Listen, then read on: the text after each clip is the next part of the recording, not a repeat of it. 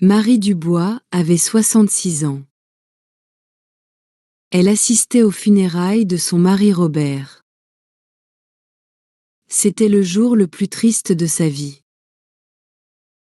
Elle se tenait près de la tombe quand elle a reçu un message sur son téléphone.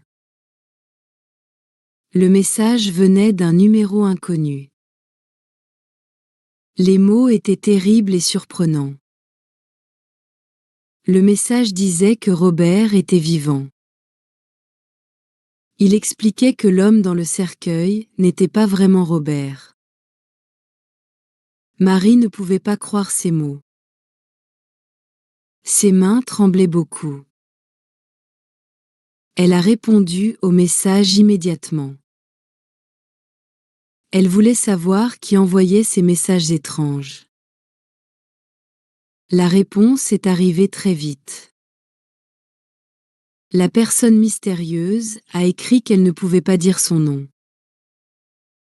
Elle a ajouté que quelqu'un les observait.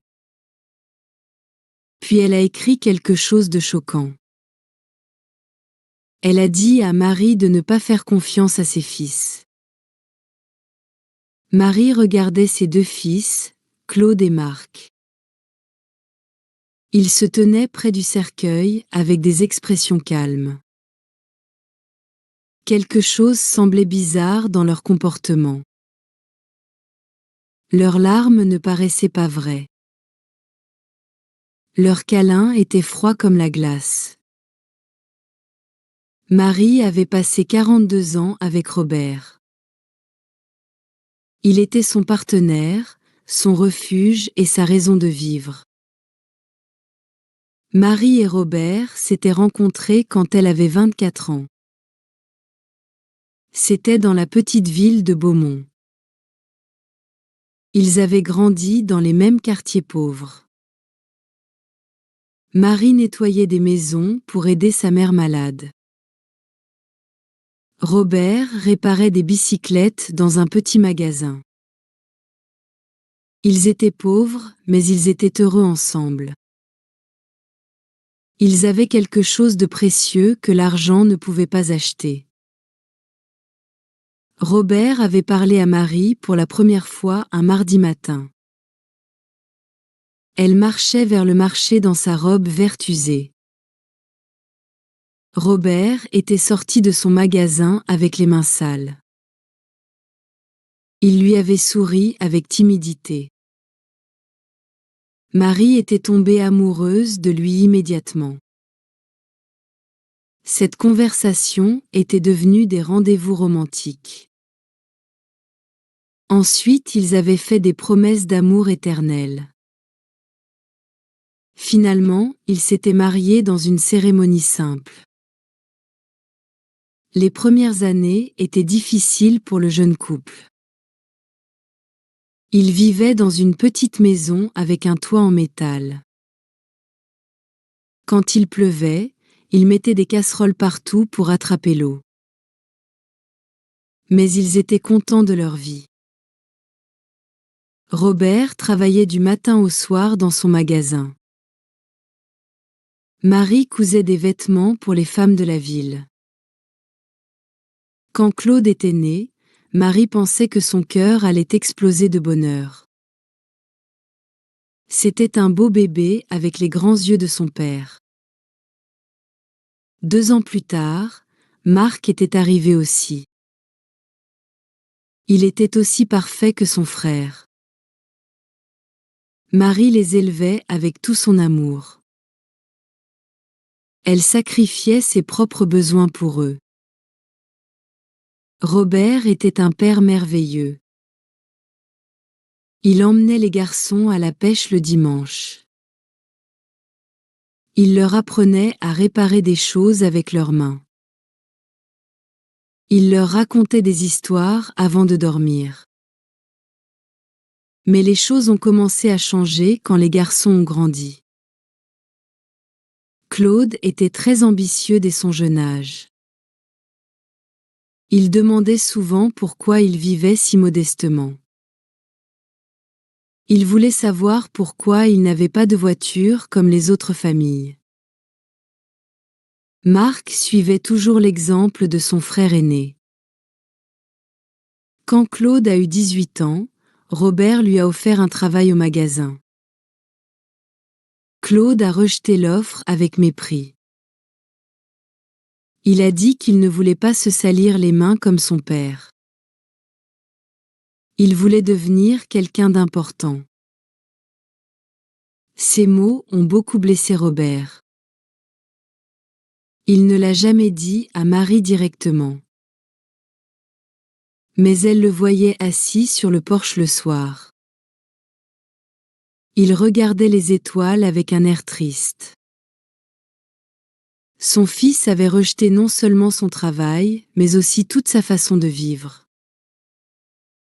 Les années ont passé et Claude a réussi dans le monde des affaires. Il a trouvé un travail dans une société immobilière dans la grande ville. Marc l'a suivi peu de temps après. Ils ont commencé à gagner beaucoup d'argent. C'était beaucoup plus que Robert et Marie n'avaient jamais vu. Au début, Marie était très fière de ses fils. Ils avaient réussi à échapper à la pauvreté. Ils construisaient une vie meilleure. Mais petit à petit cette joie s'est transformée en tristesse. Les visites devenaient moins fréquentes. Les appels téléphoniques devenaient plus courts. Quand ils venaient, ils arrivaient dans des voitures chères. Ils portaient des costumes élégants. Ils parlaient d'investissement et de propriété.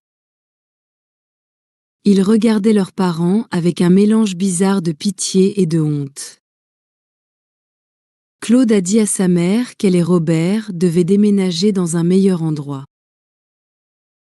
Il disait que leur maison tombait en ruine. Il avait raison d'une certaine façon. Mais cette maison contenait tous leurs souvenirs. C'était là qu'ils avaient élevé leur fils. C'était là qu'ils avaient partagé des milliers de repas. C'était là qu'ils avaient vieilli ensemble. Ce n'était pas une maison luxueuse, mais c'était leur foyer. Robert disait souvent à Marie que l'argent avait changé leur garçon. Il pensait qu'il n'était plus suffisant pour eux. Marie résistait à cette idée. Elle continuait à justifier leurs absences et leurs appels brefs. Elle se disait qu'ils étaient occupés à construire leur vie. Elle espérait qu'un jour ils redeviendraient les garçons aimants qu'elle avait élevés. Mais dans son cœur, elle savait que Robert avait raison. Ils avaient perdu leur fils bien avant de perdre Robert. Le changement le plus dramatique est arrivé quand Claude a épousé Sophie Laurent. C'était une femme de la ville qui n'a jamais caché son mépris pour leur style de vie simple. La première fois qu'il l'a amenée à la maison, elle portait des talons hauts et une robe rouge élégante. Cette robe coûtait probablement plus cher que tout ce que Marie avait jamais possédé. Pendant le dîner, Sophie a à peine touché la nourriture. Marie avait préparé ce repas avec beaucoup d'amour. Mais Sophie bougeait juste les aliments dans son assiette. Claude semblait nerveux. Il s'excusait constamment pour des choses dont il n'avait jamais eu honte avant. Marie a entendu Claude murmurer à Sophie qu'il les emmènerait au restaurant la prochaine fois. Chaque mot a transpercé le cœur de Marie comme un couteau. Marc est resté célibataire, mais il a adopté la même attitude distante que son frère. Ses visites étaient limitées aux occasions spéciales. Même pendant ces visites, il semblait toujours pressé de partir. Il était constamment sur son téléphone. Ils concluaient des affaires même pendant leur conversation. Il disait toujours qu'il devait partir parce qu'il avait une réunion importante tôt le lendemain matin. Les dimanches en famille sont devenus un souvenir lointain. Les Noëls sont devenus froids et formels. Les fils apportaient des cadeaux chers dont leurs parents n'avaient pas besoin. Ils restaient 2 ou 3 heures, puis partaient avec un soulagement évident. Robert et Marie ont vieilli seuls en se réconfortant mutuellement. Robert continuait à travailler dans son magasin, même si ses mains n'avaient plus la même force. Marie continuait avec sa couture, même si ses yeux n'étaient plus les mêmes. Les choses ont empiré quand Claude a acheté une maison de 200 000 € dans un quartier exclusif. Marc a fait la même chose peu après. Il a investi dans un appartement de luxe qui coûtait 150 000 €. Soudainement, les fils possédaient des fortunes que leurs parents ne pouvaient même pas imaginer. Sophie a suggéré que Robert et Marie vendent leur maison. Elle pensait qu'ils devaient déménager dans une résidence pour personnes âgées. Elle disait qu'il y avait des endroits très agréables pour les gens de leur âge. Le mot résidence a frappé Marie comme une gifle. Après 40 ans de construction de leur foyer, leur fils voulait les envoyer dans une maison de retraite. Robert a répondu avec dignité qu'ils n'avaient pas besoin d'une résidence. Ils allaient bien dans leur propre maison. Mais Marie a vu l'expression sur les visages de Claude et Marc. Ils soutenaient l'idée de Sophie. Pour eux, leurs parents étaient un fardeau. C'était un problème à résoudre de la manière la plus pratique. C'est alors que les suggestions plus directes ont commencé. Claude est arrivé un jour avec des papiers dans sa main. C'étaient des documents qu'il avait préparés sans consulter ses parents. Il a dit qu'il pensait à leur avenir. Il expliquait que leur maison valait au maximum 1 000 €.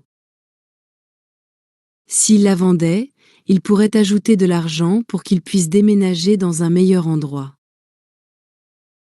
Claude a continué en disant que Robert devrait prendre sa retraite du magasin.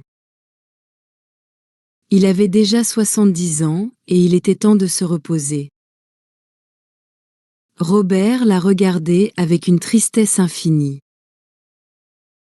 Il a expliqué que travailler n'était pas un fardeau pour lui. C'était ce qui le gardait en vie. C'était ce qui donnait un sens à ses journées. Marc a insisté en disant qu'à leur âge un accident serait très dangereux.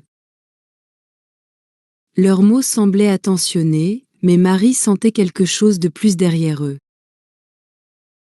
Il y avait une impatience et une urgence qu'elle ne pouvait pas complètement comprendre. Les mois suivants ont été tendus. Les fils ont augmenté la pression pour qu'ils vendent la maison. Ils ont amené des agents immobiliers sans les prévenir. Ils ont fait évaluer la maison sans leur permission.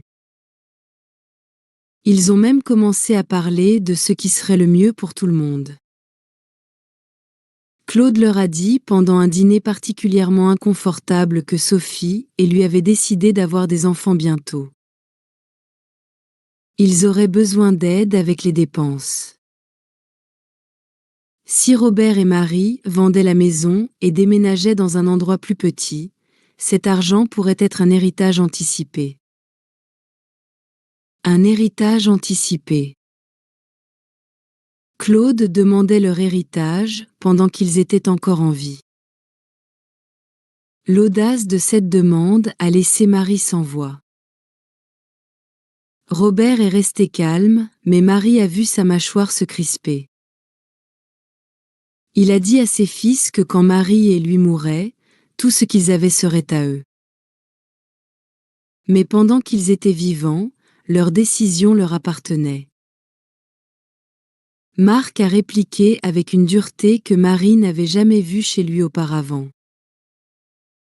Il a dit que ses parents ne pouvaient pas continuer à vivre dans le passé. Cette nuit-là, Robert et Marie sont restés éveillés à parler jusqu'à l'aube. Pour la première fois dans leur mariage, ils ont discuté de la possibilité que leurs fils n'étaient pas les personnes qu'ils pensaient avoir élevées. Robert a dit à Marie que quelque chose n'allait pas. Ce n'était pas seulement de l'ambition ou de l'impatience. Il y avait quelque chose de plus sombre derrière toute cette pression. Marie ne pouvait pas imaginer à quel point ses paroles étaient justes. Elle ne savait pas que ses propres fils préparaient quelque chose qui changerait leur vie pour toujours. La dernière conversation normale que Marie a eue avec Claude était 3 semaines avant la mort de Robert. Claude était venu seul sans Sophie. Il avait l'air plus sérieux que d'habitude. Il s'est assis à la table de la cuisine, où il avait mangé son petit déjeuner tant de fois quand il était enfant. Il a dit à Marie que peu importe ce qui arriverait, Marc lui prendrait toujours soin d'elle. Ces mots l'ont apaisé à ce moment-là. Mais maintenant, en se souvenant de cela près de la tombe de Robert, ces mots lui donnaient des frissons. Pourquoi avait-il dit peu importe ce qui arriverait? Que savait-il qu'elle ne savait pas? L'accident qui a tout changé est arrivé un mardi matin. Robert était parti tôt pour le magasin, comme il le faisait chaque jour depuis plus de 40 ans. Marie était dans la cuisine en train de préparer son déjeuner préféré. C'était du pain de viande avec de la purée de pommes de terre. Le téléphone a sonné avec une urgence qui lui a donné des frissons. Une voix inconnue demandait si elle était Madame Dubois. La personne appelait de l'hôpital. Elle a expliqué que Robert avait eu un accident grave. Marie devait venir immédiatement. Les mots se sont brouillés dans l'esprit de Marie. Le monde s'est arrêté. Ses jambes sont devenues molles. Elle a dû s'accrocher au cadre de la porte pour ne pas tomber. Marie a demandé ce qui s'était passé. Elle voulait savoir si Robert allait bien et s'il était vivant. La personne a seulement répété que Marie devait venir à l'hôpital le plus vite possible. Le voyage jusqu'à l'hôpital a été un cauchemar flou. Sa voisine, Denise, a dû la conduire parce que Marie tremblait trop. Elle ne pouvait même pas tenir les clés de la voiture. Tout le trajet, Marie refusait de comprendre ce qui se passait. Robert était prudent et méticuleux dans son travail. Comment cela avait-il pu arriver? Quand elles sont arrivées à l'hôpital, Claude et Marc étaient déjà là. Cela a surpris Marie parce que personne ne les avait prévenus encore. Du moins, elle ne les avait pas prévenus. Mais dans son désespoir, elle n'a pas fait attention à ce détail bizarre. Claude a serré Marie dans ses bras avec une force qui semblait sincère. Il lui a dit que Robert était dans un état grave. Les médecins disaient qu'une des machines au magasin avait explosé. Robert avait des brûlures graves et une blessure traumatique au cerveau. Les yeux de Marc étaient rouges, mais quelque chose dans son expression semblait étrange. Il paraissait plus nerveux que triste. Il ressemblait à quelqu'un qui attendait des nouvelles importantes, plutôt que quelqu'un qui souffrait pour son père. Marie a demandé si elle pouvait voir Robert. L'infirmière a expliqué que seulement la famille immédiate pouvait entrer. Une personne à la fois, pendant 5 minutes maximum. Quand Marie est entrée dans cette chambre, son cœur s'est effondré. Robert était connecté à une douzaine de machines. Des bandages couvraient la plupart de son visage et de ses bras. Marie le reconnaissait à peine. Sa respiration était difficile et artificielle. Les machines la maintenaient en vie avec des bips constants. Marie s'est approchée du lit et a pris sa main. C'était la seule partie de son corps qui semblait intacte. Elle lui a parlé doucement. Elle lui a dit qu'elle était là et que tout allait bien aller. Elle lui a promis qu'il allait se rétablir comme il le faisait toujours. Pendant un moment, elle a senti une légère pression dans sa main. Ses yeux bougeaient derrière ses paupières fermées. Il se battait pour revenir vers elle. Les 3 jours suivants ont été les plus longs de la vie de Marie. Elle vivait pratiquement à l'hôpital. Elle dormait dans les chaises inconfortables de la salle d'attente. Claude et Marc se relayaient pour l'accompagner. Mais ils semblaient toujours plus intéressés à parler aux médecins qu'à réconforter leur père. Marie a entendu des conversations fragmentées qu'elle ne pouvait pas complètement comprendre à ce moment-là. Marc posait des questions sur l'assurance médicale et le coût du traitement. Claude était au téléphone en parlant de police d'assurance vie et de bénéficiaires. Le 2e jour, Claude a parlé à Marie de l'assurance de Robert. Il a expliqué que Robert avait une police d'assurance vie de 50 000 €. Il y avait aussi une police d'assurance pour accident du travail qui pouvait couvrir jusqu'à 75 000 € de plus. Marie ne comprenait pas pourquoi il parlait d'argent alors que Robert se battait encore pour sa vie. Pourquoi s'inquiétait-il de l'assurance au lieu de penser au rétablissement de son père? Marie lui a répondu durement qu'elle ne se souciait pas de l'argent. Elle voulait juste que Robert aille mieux. Claude a dit bien sûr, mais Marie a vu quelque chose dans ses yeux qu'elle n'aimait pas. Il y avait une froideur et un calcul pendant que son père était en train de mourir. Le 3e jour, les médecins leur ont donné les nouvelles les plus dévastatrices. Le docteur Martin était un homme âgé avec une expression compatissante. Il a réuni la famille dans un petit bureau. Il a commencé doucement à expliquer la situation de Robert. Son état était critique. Les brûlures s'étaient infectées et le traumatisme crânien était plus grave qu'il ne le pensait au début. Il devait être réaliste sur ses chances de survie. Marie a demandé ce que cela signifiait même si son cœur connaissait déjà la réponse. Le docteur a dit qu'il devait se préparer au pire. Robert était dans un coma artificiel. Il pouvait le maintenir en vie indéfiniment. Mais sa qualité de vie serait très mauvaise.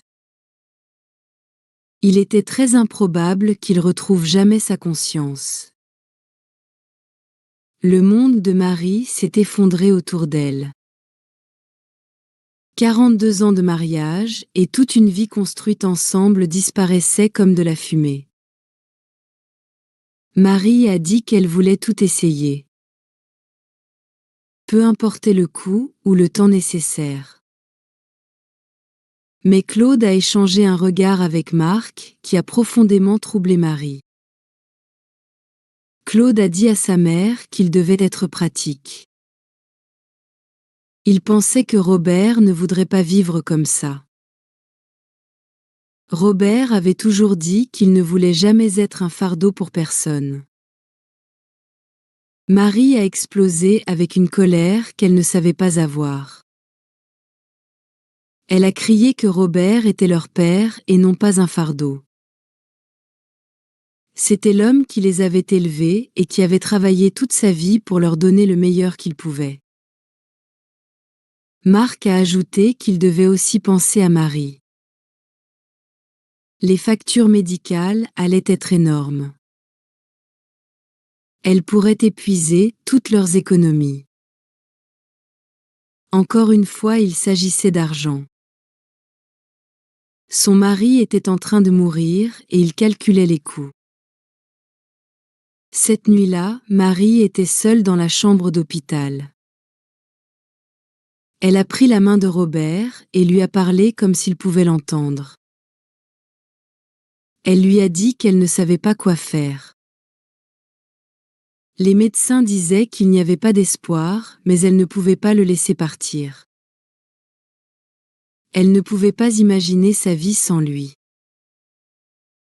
C'est alors que quelque chose s'est passé qui lui donne encore des frissons aujourd'hui. Ses doigts ont bougé légèrement en serrant les siens avec une force presque imperceptible.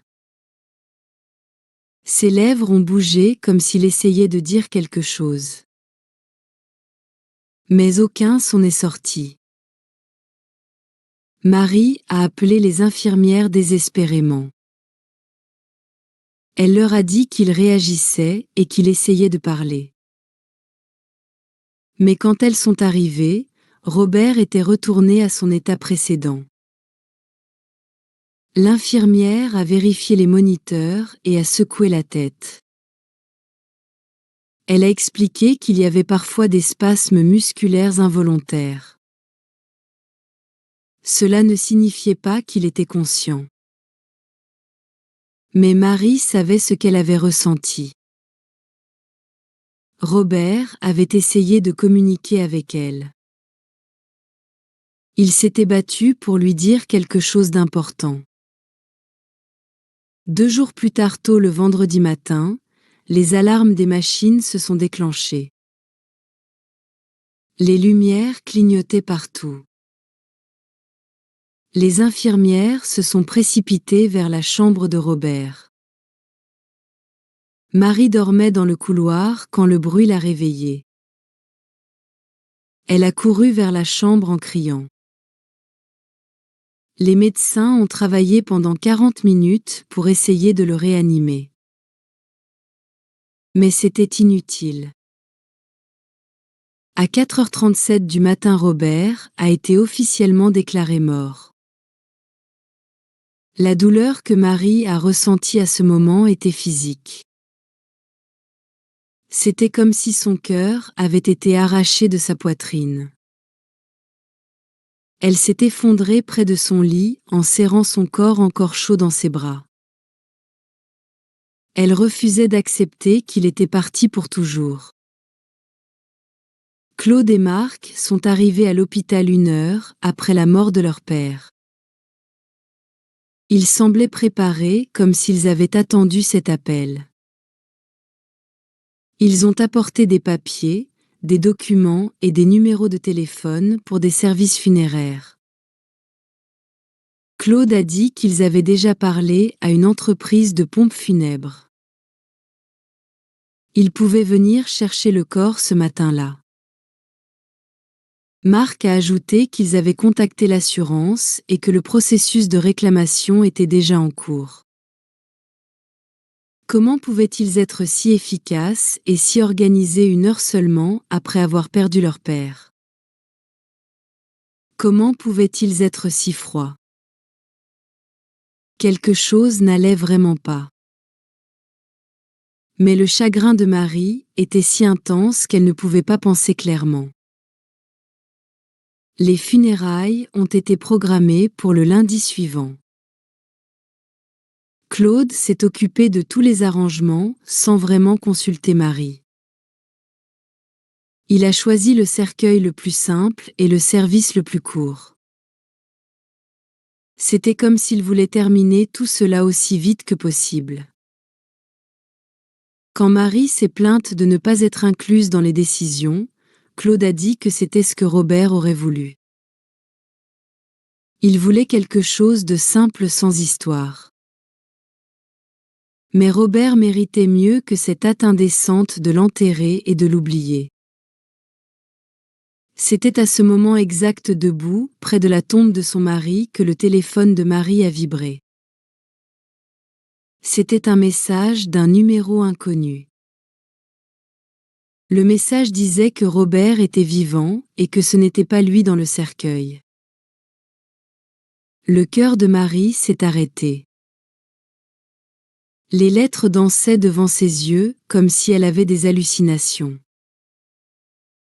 Elle perdait la tête à cause du chagrin. Avec des mains tremblantes, elle a répondu en demandant qui envoyait ces messages. La réponse est arrivée immédiatement. La personne a écrit qu'elle ne pouvait pas dire son nom.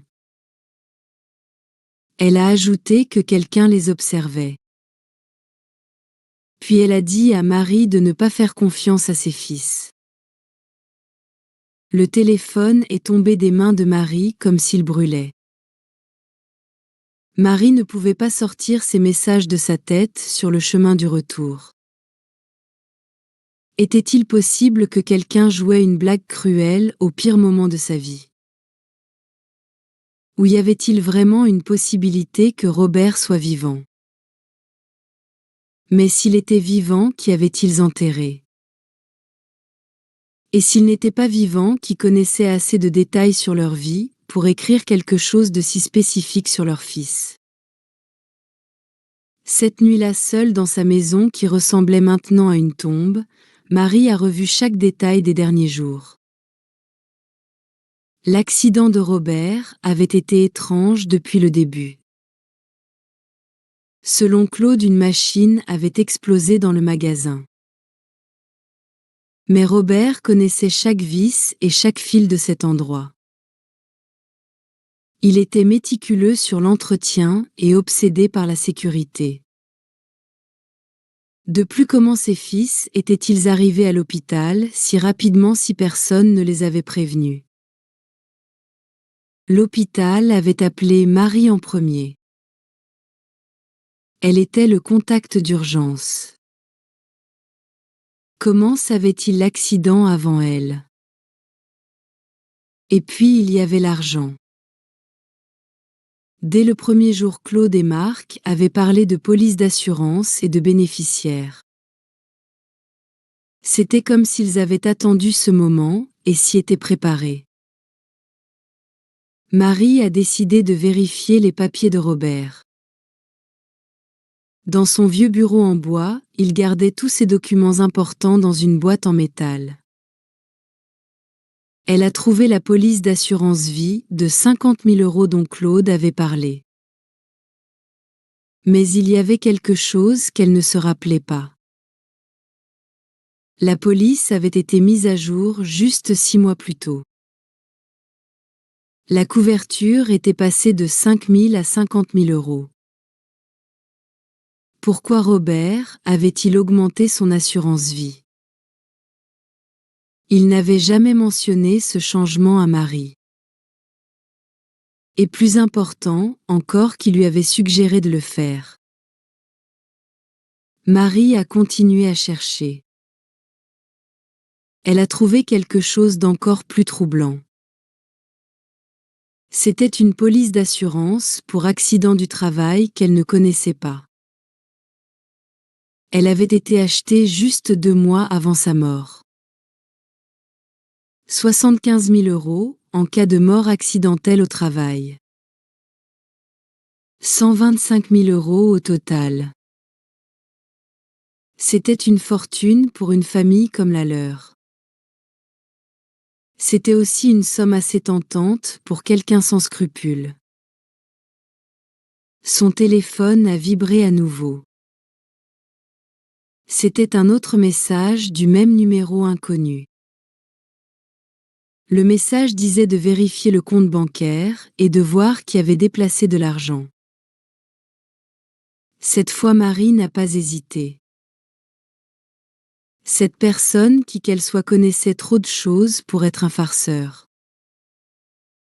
Elle savait des choses sur l'assurance et sur ses fils. Elle connaissait des détails que seule une personne très proche d'eux pouvait connaître. Le lendemain, Marie est allée à la banque où Robert et elle avaient gardé leur compte pendant 30 ans. Madame Leblanc était la gérante qui les connaissait depuis toujours. Elle a accueilli Marie avec des condoléances sincères. Marie lui a dit qu'elle était venue vérifier leur compte. Elle devait comprendre leur situation financière. Madame Leblanc lui a montré les relevés bancaires des 6 derniers mois. Ce que Marie a vu l'a glacée. Au cours des 3 derniers mois, de gros retraits avaient été faits de leur compte d'épargne. 1 000 € en janvier, 3 000 € en février et 4 000 € en mars. C'était de l'argent qu'elle ne savait pas avoir été déplacé. Marie a demandé qui avait autorisé ces retraits avec une voix tremblante. Madame Leblanc a expliqué que Robert était venu en personne. Il avait dit qu'il avait besoin de l'argent pour des réparations au magasin. Mais Marie tenait les comptes du ménage. Elle savait exactement combien d'argent ils avaient et ce qu'ils dépensaient. Robert n'avait jamais mentionné de réparations coûteuses au magasin. Il n'avait certainement jamais parlé de retirer des milliers d'euros de leurs économies. Marie a demandé si elle pouvait voir les signatures pour ses retraits. Madame Leblanc lui a montré les reçus. En effet, cela ressemblait à la signature de Robert. Mais quelque chose dans l'écriture semblait bizarre. Elle était trop tremblante et trop incertaine pour son écriture habituellement ferme et claire. Marie a posé une autre question importante. Elle voulait savoir si Robert était venu seul faire ses retraits ou si quelqu'un était avec lui. Madame Leblanc a réfléchi un moment. Elle a dit que maintenant qu'elle y pensait, Robert était venu avec un de ses fils 1 ou 2 fois. Elle pensait que c'était Claude. Il disait qu'il aidait son père avec les papiers parce que Robert avait du mal à lire les documents sans ses lunettes. Claude. Son fils avait été impliqué dans des retraits d'argent dont elle ne savait rien. Il utilisait les yeux fatigués de son père comme excuse. Mais Robert voyait parfaitement bien avec ses lunettes qu'il ne quittait jamais pendant la journée. Cet après-midi-là, Marie a reçu un autre message pendant qu'elle examinait encore et encore les reçus bancaires. Le message disait que l'assurance avait été l'idée de ses fils. Ils avaient convaincu Robert qu'il avait besoin de plus de protection pour Marie. C'était un piège. Marie ne pouvait plus nier les preuves qui s'accumulaient devant elle. Les polices d'assurance mystérieusement augmentées, les retraits d'argent non autorisés, la présence de Claude dans des transactions dont elle ne savait rien. Son efficacité suspecte dans l'organisation des funérailles et sa froideur pendant l'agonie de son père. Mais la question qui terrifiait Marie était celle-ci. S'ils avaient vraiment planifié la mort de Robert, comment l'avaient-ils fait? Et qui lui envoyait ces messages? Comment cette personne savait-elle tant de choses sur ce qui s'était passé? Les jours suivants sont devenus un cauchemar de doutes et de suspicions. Chaque sourire de Claude et chaque câlin de Marc semblaient faux. Chaque mot de condoléance ressemblait à un masque cachant quelque chose de sinistre. Mais Marie avait besoin de plus de preuves avant de pouvoir accepter une vérité aussi horrible que celle qui prenait forme dans son esprit. Son téléphone a continué à recevoir des messages du numéro mystérieux. Un message lui disait d'aller au magasin de Robert. Il fallait qu'elle regarde dans son bureau. Il y avait des choses qu'elle n'avait pas vues. Marie a décidé d'aller au magasin pour la première fois depuis l'accident. Claude avait dit qu'une machine avait explosé. Mais quand Marie est arrivée, elle a trouvé quelque chose de complètement différent de ce qu'elle attendait. Le magasin était étrangement propre. Il était trop propre pour avoir été la scène d'une explosion. Il n'y avait pas de marque de brûlure sur les murs. Il n'y avait pas de débris ni de signes de la destruction qu'un accident aussi grave aurait dû causer. Marie a parlé à voix haute en demandant où était la machine qui avait explosé. Elle a regardé partout dans le magasin. Elle a trouvé chaque machine à sa place et fonctionnant parfaitement. La machine à souder, le compresseur et la scie électrique étaient tous intacts. Quelle avait donc été la cause de l'accident? Dans le bureau de Robert, Marie a trouvé quelque chose qui lui a donné des frissons. C'était une note écrite de sa main. Elle était datée de 3 jours avant sa mort. La note disait que Claude insistait pour qu'il ait plus d'assurance. Il disait que c'était pour Marie. Mais quelque chose ne semblait pas correct. Robert n'avait pas confiance en ses intentions.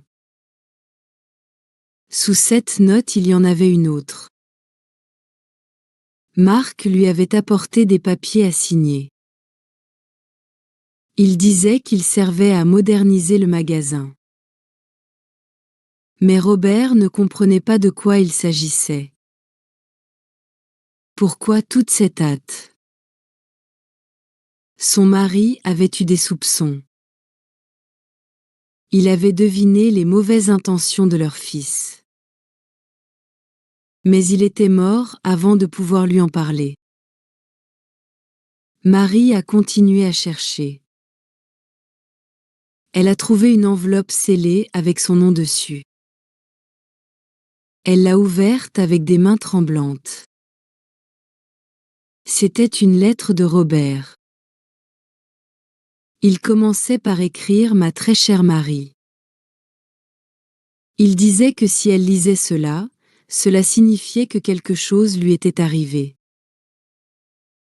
Robert écrivait qu'au cours des derniers mois, il avait remarqué des changements étranges chez Claude et Marc. Ils étaient trop intéressés par leur argent, par l'assurance et par la vente de leur maison. Sophie mettait beaucoup de pression sur eux. La veille, Claude lui avait dit qu'il devrait être plus préoccupé par sa sécurité. À son âge, n'importe quel accident pouvait être fatal. Robert ne savait pas pourquoi, mais ces mots avaient sonné comme une menace. La lettre se terminait avec des mots d'amour. Robert disait qu'il aimait Marie profondément. Si quelque chose lui arrivait, elle ne devait faire confiance à personne aveuglément. Pas même à leur fils. La lettre est tombée des mains de Marie. Robert avait pressenti sa propre mort. Il avait vu les signes que Marie, aveuglée par l'amour maternel, avait ignorés. Cette nuit-là, Claude est venu rendre visite à Marie. Il est arrivé avec une bouteille de vin et un sourire qui maintenant semblait complètement faux. Il a dit qu'il pensait à l'avenir de sa mère. Il s'est servi un verre sans demander si elle en voulait un. Il a expliqué que l'argent de l'assurance était déjà en cours de traitement. Ce serait 125 000 €. Marie a demandé comment il connaissait le montant exact. Claude a dit qu'il avait aidé Robert avec les papiers d'assurance. Robert voulait s'assurer qu'elle aurait assez d'argent pour vivre confortablement. C'était un mensonge. Robert n'avait jamais voulu augmenter l'assurance. Selon sa propre note, il avait été pressé par Claude. Marie a demandé ce que Claude pensait qu'elle devrait faire avec cet argent. Elle regardait attentivement sa réaction. Ses yeux se sont illuminés d'un éclat qui lui a donné des frissons. Claude a dit qu'elle pourrait acheter une maison plus petite et plus confortable. Ou encore mieux, elle pourrait déménager dans une belle résidence pour personnes âgées. Là, elle aurait de la compagnie et des soins médicaux. Marc et lui pourraient gérer son argent pour le faire durer plus longtemps. Gérer son argent. Claude a continué en disant qu'il voulait juste prendre soin d'elle. À son âge, il était facile de se faire arnaquer ou de prendre de mauvaises décisions financières. Il connaissait les investissements et les affaires. Il pourrait tripler ce montant en quelques années. Tripler son argent ou le faire disparaître dans leur propre poche. Marie a dit qu'elle allait y réfléchir. Elle essayait de gagner du temps. Sophie a dit avec sa fausse douceur qu'elle ne devait pas réfléchir trop longtemps. C'était pour son propre bien. Après leur départ, Marie s'est assise dans sa cuisine en tremblant de rage et de peur. Ses propres fils avaient non seulement tué leur père, mais maintenant ils prévoyaient de voler tout ce qui lui restait. Cette nuit-là, son téléphone a vibré avec un message plus long que les autres. Le message disait d'aller au commissariat de police le lendemain. Elle devait demander le rapport sur l'accident de Robert. Il y avait des contradictions qu'elle devait connaître. Le lendemain, Marie est allée au commissariat de police local. Le sergent Dubois connaissait Robert depuis des années. Il l'a accueilli gentiment. Il a demandé quel rapport elle voulait voir. Celui sur l'accident de son mari. Le sergent a vérifié ses dossiers avec une expression confuse. Il a secoué la tête en disant qu'il n'y avait aucun rapport d'explosion au magasin de Robert. En fait, il n'y avait aucun rapport d'accident du travail impliquant son mari. Marie a senti le monde vaciller sous ses pieds. Elle a dit que son fils lui avait expliqué que c'était un accident au magasin. C'était pour cette raison qu'il était à l'hôpital. Le sergent a expliqué que Robert était arrivé à l'hôpital le mardi matin mais pas à cause d'un accident de travail. Selon le rapport médical qu'il avait, Robert était arrivé inconscient avec des symptômes d'empoisonnement. Empoisonnement. Les médecins avaient trouvé des traces de méthanol dans son sang. C'était une quantité suffisante pour causer la cécité, des dommages cérébraux et finalement la mort. L'hôpital aurait dû informer Marie de cet empoisonnement. Ce n'avait pas été une explosion. Ce n'avait pas été un accident de travail. Quelqu'un avait délibérément empoisonné son mari. Marie a demandé pourquoi personne ne lui avait dit cela. Sa voix se brisait. Le sergent a expliqué que la famille immédiate qui avait signé les papiers à l'hôpital avait demandé que l'information reste confidentielle. Ils voulaient éviter des spéculations inutiles. Ils avaient dit que Marie était trop fragile émotionnellement pour gérer les détails techniques. La famille immédiate. Claude et Marc avaient caché la vraie cause de l'état de Robert. Ils avaient inventé l'histoire de l'explosion. Ils avaient manipulé tout le monde, y compris Marie, pour couvrir un meurtre. Le sergent a continué, en disant que si Marie suspectait les circonstances de la mort de son mari, il pourrait ouvrir une enquête formelle. Marie avait plus que des soupçons.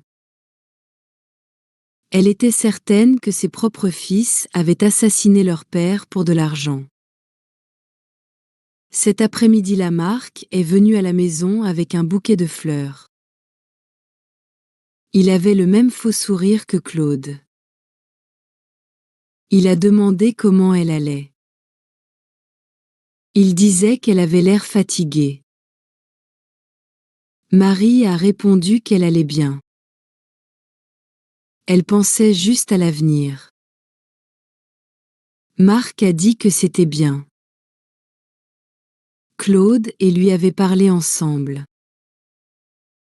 Il pensait qu'elle devrait vendre la maison bientôt, pendant que le marché immobilier était bon. Marie a demandé pourquoi cette hâte. Marc a expliqué que les vieilles maisons perdaient de la valeur rapidement. Elle avait besoin de liquidités pour les dépenses funéraires et les factures médicales en attente. Plus de mensonges. Les funérailles avaient été bon marché et presque insultantes. Il n'y avait pas de factures médicales en attente parce que l'assurance de l'hôpital les avait couvertes.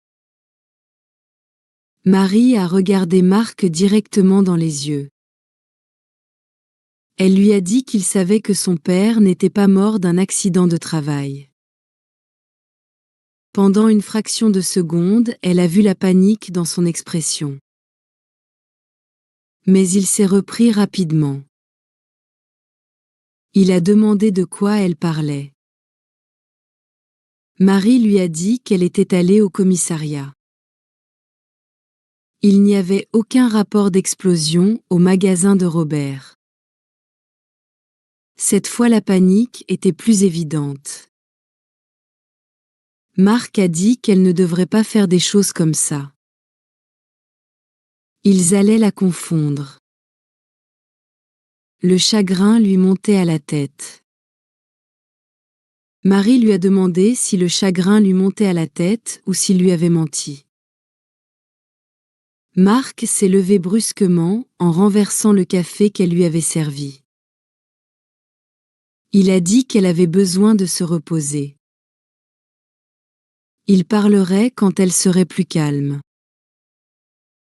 Il est parti rapidement, mais pas avant de passer un appel téléphonique depuis le porche.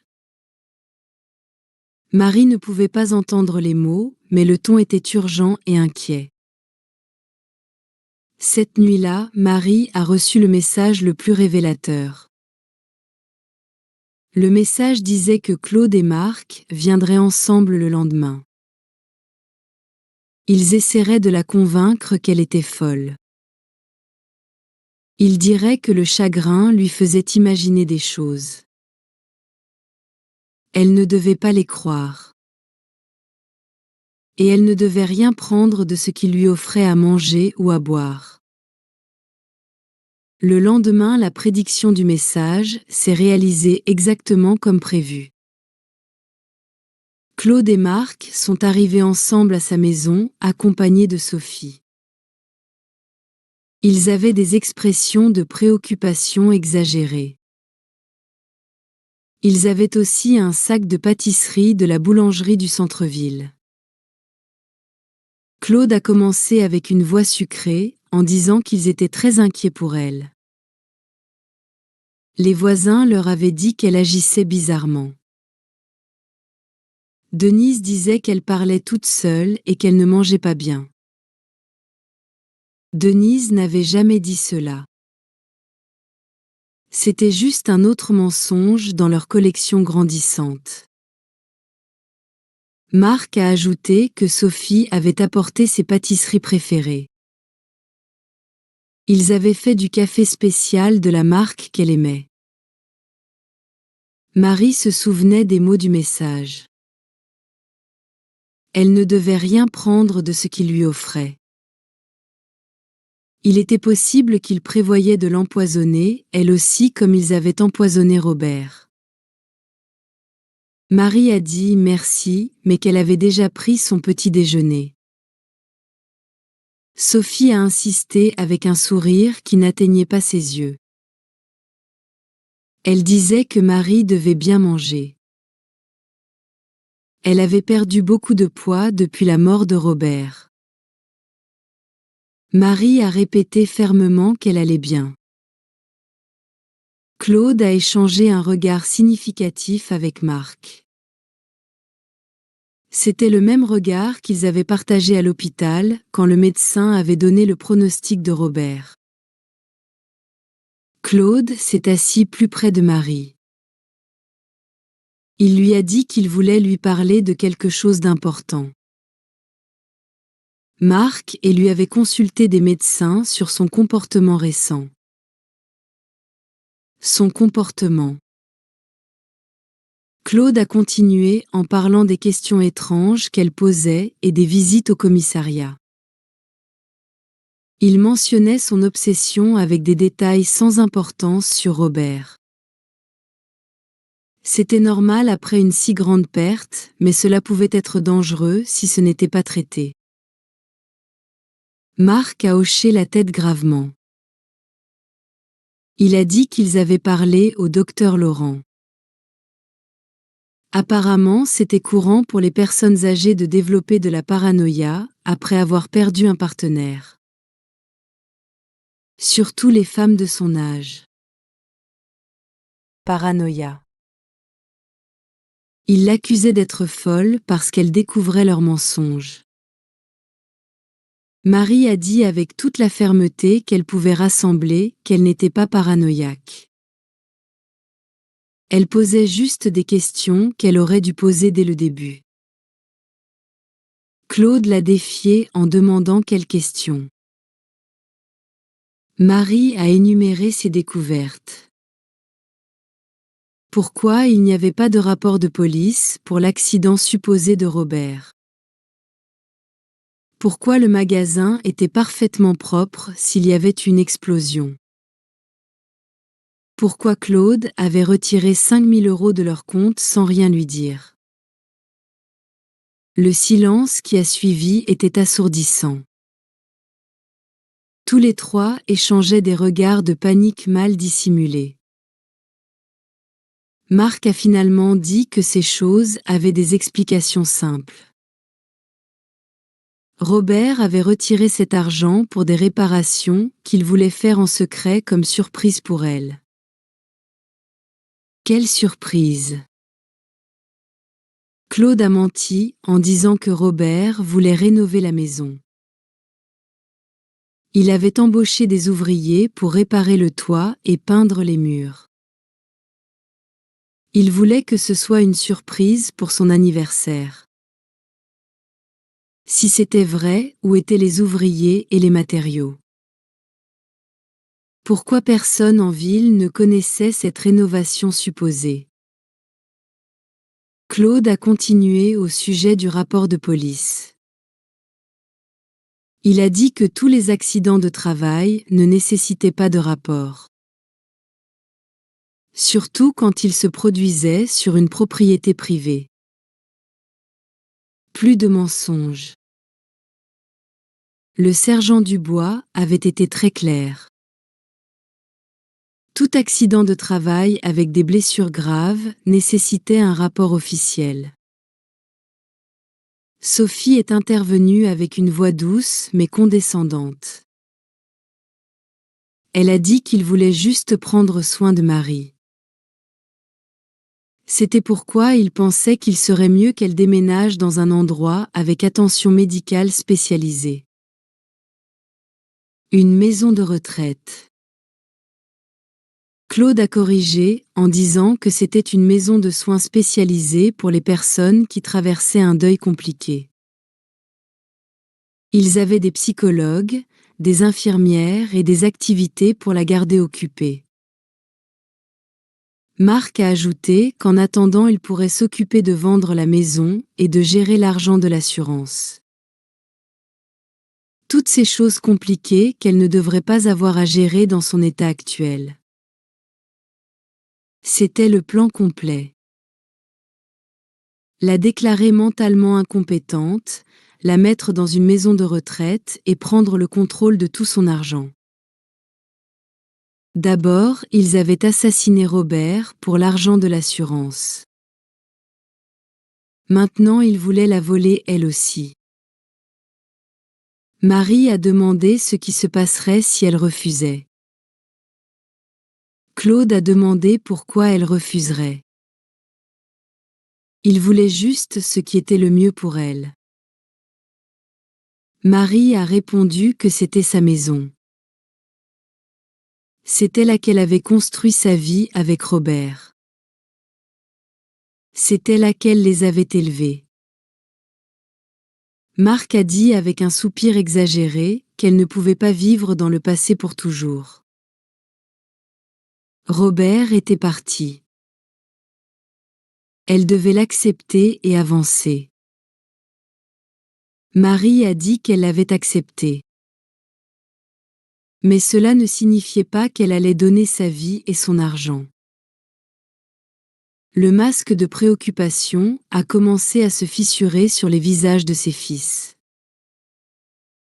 Claude s'est levé brusquement. Il a dit que si elle ne voulait pas écouter la raison, il devrait prendre des mesures plus drastiques. Marie a demandé ce que cela signifiait. Claude a répondu que cela signifiait qu'il pouvait commencer un processus légal pour la faire déclarer mentalement incompétente. Ils avaient des témoins de son comportement erratique. Ils avaient des témoignages de médecins qui confirmaient qu'elle souffrait de paranoïa sénile. Des médecins. Quels médecins? Marie n'avait parlé à aucun médecin de son état mental. Marc a ajouté que le docteur Laurent avait déjà signé un rapport préliminaire. Il disait que basé sur leur description de son comportement, il était probable qu'elle ait besoin de soins spécialisés. Un médecin qui ne l'avait jamais examinée avait signé un rapport sur son état mental. Il se basait seulement sur ce que ses fils lui avaient dit. Combien leur avait-il coûté pour acheter cette fausse évaluation? Claude a continué en disant qu'elle pouvait coopérer volontairement ou qu'il pouvait le faire légalement. Mais de toute façon, elle allait recevoir l'aide dont elle avait besoin. C'était une menace directe. Si elle ne donnait pas son argent volontairement, ils utiliseraient le système légal pour le lui voler. Marie a dit qu'elle avait besoin de temps pour y réfléchir. Elle essayait de gagner du temps. Sophie a dit avec sa fausse douceur qu'elle ne devait pas prendre trop de temps. C'était pour son propre bien.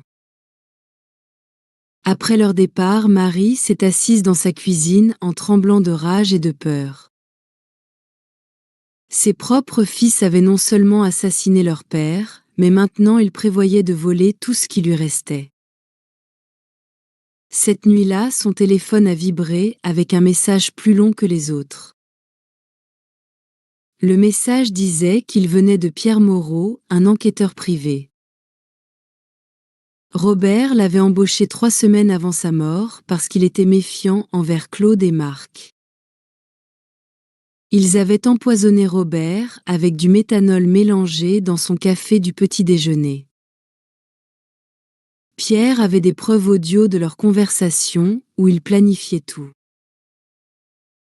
Le message lui donnait rendez-vous pour le lendemain à 3 heures de l'après-midi. Elle devait aller au café du coin. Elle devait s'asseoir à la table du fond. Il serait là. Enfin Marie saurait qui avait envoyé ces messages. Et plus important, encore elle aurait les preuves dont elle avait besoin pour obtenir justice pour la mort de son mari. Mais elle savait aussi qu'elle n'avait pas beaucoup de temps. Claude et Marc avaient montré leurs vraies intentions. Si elle n'agissait pas vite, elle finirait enfermée dans une maison de retraite pendant qu'il dépenserait l'argent qui avait coûté la vie à Robert. La guerre avait commencé. Et même si elle était une femme de 66 ans contre 2 hommes sans pitié, elle avait quelque chose qu'il n'avait pas. La vérité.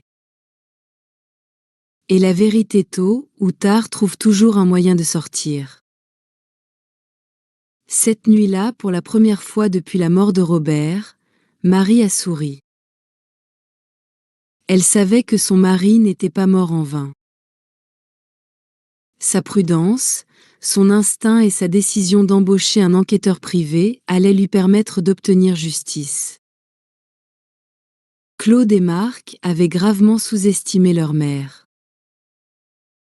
Ils étaient sur le point de découvrir qu'une femme qui se bat pour la mémoire de son mari assassiné est une force plus puissante que toute leur cupidité combinée.